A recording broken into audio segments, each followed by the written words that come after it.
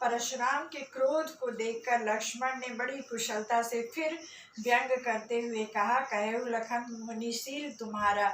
उन्होंने कहा कि आपके शील स्वभाव को कौन नहीं जानता। ये उन्होंने बहुत व्यंग से कहा कि सभी संसार में सब आपके शील स्वभाव से परिचित हैं, विदित संसार, सारे संसार को आपके शील स्वभाव के बारे में पता है।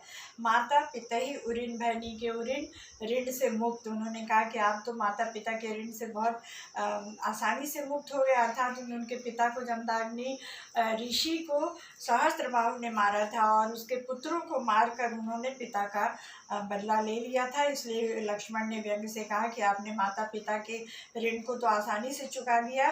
गुरु ऋण रहा दो सोच बढ़ जी, के आपके मन में ये अफसोस तो रह ही गया कि क्षत्रियों का विनाश करने का जो आपने प्रण किया था वो आज मुझ जैसे क्षत्रिय को छोड़कर गुरु ऋण से आप मुक्त नहीं हो पा रहे हैं। सो जनु हमरे ही माथे काढ़ा, इसलिए आप मुझ पर इतना क्रोध दिखा रहे हैं और मुझे बार बार मारने की धमकी दे रहे हैं। दिन चली गए ब्याज बढ़ बाढ़ा, आपका ब्याज भी बहुत बढ़ गया और गुरु ऋण लेते हैं, अगर कर्ज लेते हैं तो उसका ब्याज देना पड़ता है।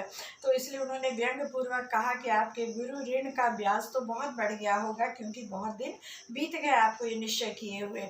अब आनिए व्यवहारिया बोली। व्यवहारिया मुनीम जो हिसाब किताब करता है, तो उन्होंने कहा कि अब आप जल्दी से किसी मुनीम को बुला लीजिए। तुरंत देव में थैली खोली और मुनीम से अपना हिसाब किताब, अपने ब्याज का और ऋण का हिसाब करवा लीजिए, जो कि मैं आसानी से चुका दूंगा। थैली खोली, धन की थैली का मुंह खोल दूंगा, जिससे आप जितना चाहें उतना लेकर चुका सकते हैं। ये उनका बहुत कुशलतापूर्वक उन्होंने बहुत बड़ा व्यंग्य किया, जो कि परशुराम के सम्मान को ठेस पहुंचा रहा था। सुनी कटु वचन कुठार सुधारा, ये सुनते ही उन्होंने तुरंत अपने हाथ में अपने फरसे को संभाल कर पकड़ लिया।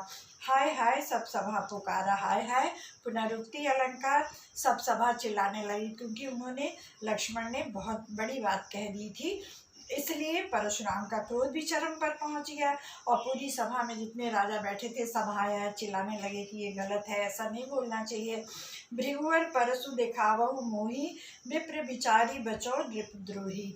फिर भी उन्होंने आगे बढ़कर व्यंग से फिर कहा कि हे ऋषिवर, आप मुझे बार बार जो फरसा दिखा रहे हैं, केवल आपको ब्राह्मण समझकर ही मैं बच रहा हूँ। मैं स्वयं को भी बचा रहा हूँ और आपको भी। नृपद्रोही, आप तो क्षत्रिय राजाओं के दुश्मन हैं, लेकिन फिर भी आपको ब्राह्मण जानकर मैं ये युद्ध नहीं कर रहा हूँ या किसी तरह का लड़ाई नहीं कर रहा हूँ।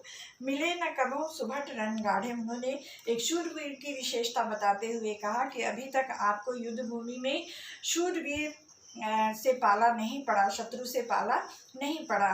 द्विज देवता घर ही के बाढ़े, हम लोग कहते हैं कि तुम घर के ही शेर हो, वही बात उन्होंने यहाँ कही है कि हे विप्र देवता, आप तो अपने घर के ही शूरवीर माने जाते हैं।